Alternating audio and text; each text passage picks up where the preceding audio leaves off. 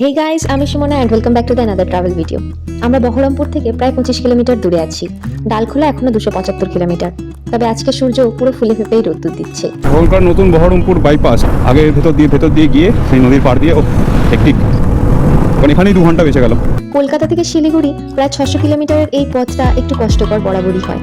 তবে হ্যাঁ, একবার শিলিগুড়ি পৌঁছে সেবক রোড ধরার পরের রাস্তার জার্নিটা আবার সব ধকলকে যেন ছুটি দিয়ে দেয়। আমরা যতবারই নর্থের দিকে যাই, শিলিগুড়িতে যাওয়ার পথে এই 600 কিলোমিটারটা একটা পরীক্ষা। ঠিক শিলিগুড়ি পৌঁছে যাওয়ার পরে যে যেমন খুশি গাড়ি চালাক তাতে কোনো অসুবিধা হয় না, কিন্তু এই 600 কিলোমিটারটা সত্যি টাফ। আগলা কোনো ইন্ডিকেটার নেই, কিচ্ছু নেই, এদের জন্যই রাস্তাগুলো বদনাম হয়, আর এই জন্যই টাফ। মনে হয় রাস্তা দেখো, ভাবতে পেরেছিলে বহরমপুর বাইপাস, ও লাভলি, দারুণ রাস্তা, দারুণ রাস্তা, চাপই নেই। বাঁদিকে আগে যেটা বহরমপুর বাইপাসে আমরা ব্রিজটা টপ পাতাম, জলঙ্গি সেতুরও এখন কোনো নামনিশান নেই। জলঙ্গি সেতু পড়বে হচ্ছে ওই পাশটা, আর আমরা যাই সোজা মেজর ব্রিজ। এটা জলঙ্গি নদী।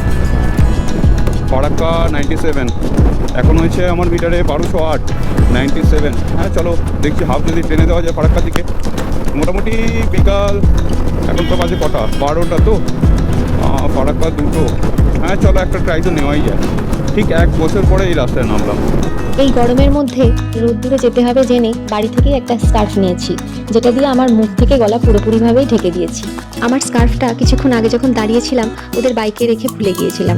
তবে এটা দেখে শান্তি, স্কার্ফটা রাস্তায় ফেলা যায়নি। তা না হলে বেড়াতে না গিয়ে জিনিস হারিয়ে ফেলতাম, যেটা সম্ভবত প্রায় প্রত্যেক ট্যুরের ঘটনা, কিছু না কিছু ফেলে আসা। স্কার্ফটা ছোটন, এইটা স্কার্ফটা একদম প্রথমবার যখন বাইকে শিলিগুড়ি গিয়েছিলাম অত শত আইডিয়া হয়, তাই জিনিসপত্র নেওয়ার ক্ষেত্রে অনেকটাই ভুলভ্রান্তি হয়েছিল। তবে হ্যাঁ, তারপর থেকে প্রতিবারই আটঘাট বেঁধেই রাস্তায় বের হতে হয়। পিছনে বসে থাকা আমার মতো পাবলিকদেরও কষ্ট করতে হয়। ঘুমতারানি হিসেবে তো আমরা আছি, নিজের সাথে আমার চালকের ঘুমেরও 12টা বাজাতে হয়। রোদ তো পুরো মাথায়, ঘুমও পাচ্ছে প্রচন্ড। তবে এবারে আমাদের টিমের আরেক উদ্যোক্তা একটা ঘুম তাড়ানি ট্রিক আবিষ্কার করেছে। ও এনেছে পকেটে কফি, যেটা ঘুমকে করে দিচ্ছে ফাঁকি।